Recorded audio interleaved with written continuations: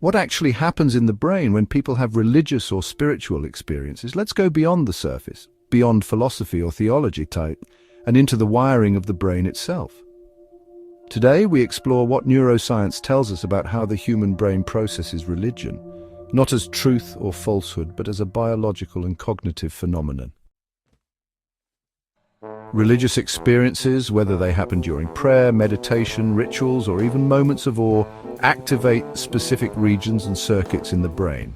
This isn't just a theory. It's been confirmed through numerous fMRI and EEG studies. Let's start with the temporal lobes, particularly the right temporal lobe. This region is closely associated with processing emotional content, memory, and mystical experiences. In fact, when this area is stimulated, either through epilepsy or artificial means, some people report feeling the presence of a divine being or a sense of cosmic oneness. This is why neuroscientist Michael Persinger built what's famously known as the God helmet, a device that stimulates the temporal lobes with weak magnetic fields. Many users described deep spiritual sensations even in the absence of any religious context. The parietal lobe, especially the posterior superior parietal lobule, helps you locate yourself in space and maintain a boundary between yourself and the world. During deep meditation or prayer, activity in this area decreases. This corresponds with feelings of losing the sense of self, of merging with something greater. This isn't just metaphorical, it's a measurable neurological phenomenon. Your brain literally down-regulates the boundary between self and environment, giving rise to a sensation often interpreted as divine unity or transcendence.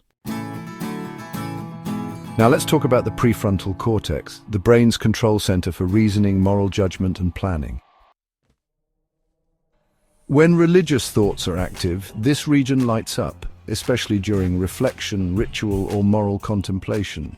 It handles interpreting scripture, weighing ethical decisions, imagining divine intent or punishment. Interestingly, this is also the region involved in theory of mind, the ability to imagine others' perspectives. This overlap may explain why many religious people imagine a personal, moral deity who is aware of their actions and thoughts.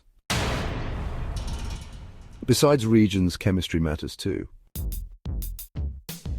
Dopamine, associated with pleasure and reward, spikes during intense spiritual experiences. It may reinforce religious behaviors the way it reinforces gambling or music. Serotonin, central to mood and perception, is modulated in rituals like fasting or chanting, potentially producing altered consciousness. Oxytocin, the bonding hormone, is released during group prayers or shared rituals. It promotes in-group cohesion, which may be why many religions emphasize community and moral conformity.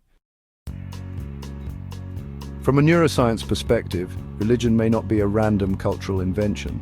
It may be a byproduct of evolutionary adaptations. Pattern recognition. Our ancestors had to detect predators better safe than sorry. This leads to hyperactive agency detection, a tendency to see intentional forces behind random events, storytelling and memory. The brain prefers narrative and emotional encoding, which is why religious stories persist for generations. Fear of death, the amygdala, our threat detector, is calmed by belief in an afterlife, making religious belief a coping mechanism against existential dread. A 2006 University of Pennsylvania study showed meditators had decreased parietal activity and increased frontal activity during peak spiritual experiences. People with temporal lobe epilepsy are more likely to report hyper-religiosity, linking abnormal neuronal firing with mystical visions.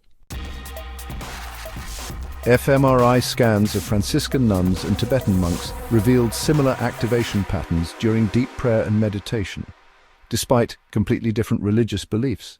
This suggests it's the mental state, not the theology, that shapes the brain's response. None of this tells us whether any religion is true. That's not a scientific question.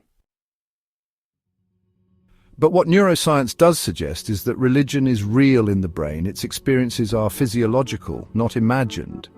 They arise from how our brains are structured and how our networks fire. So whether one believes in God, gods, or none at all, the religious experience is rooted in neuronal circuitry, neurochemical feedback loops, and evolutionary psychology.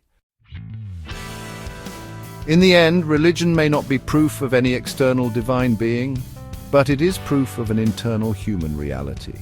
A reality shaped by evolution, biology, and the remarkable brain that tries to make sense of an overwhelming universe.